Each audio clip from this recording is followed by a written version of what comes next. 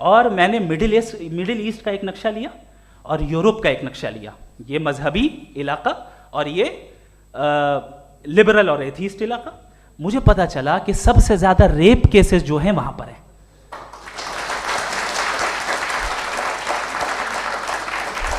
मुझे ये पता चला यूएन की रिपोर्ट के मुताबिक, मैं ये अपने घर से नहीं लेके आ रहा, कि जो वर्किंग वुमेन है यूरोपियन कंट्रीज में, उसमें 81% वुमेन सेक्सुअल हैरेसमेंट का वर्क में शुमार हो रही है। ये मिडिल ईस्ट में नहीं हो रहा है, वो मजहबी लोग हैं इसलिए नहीं हो रहा है।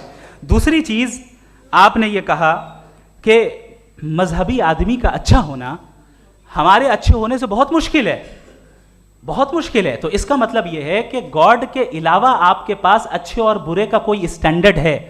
मैं चाहूंगा कि कन्वर्सेशनल स्टाइल वाले डिस्कशन और सेगमेंट पे इसी पे बात कर लेते हैं। Thank you very much.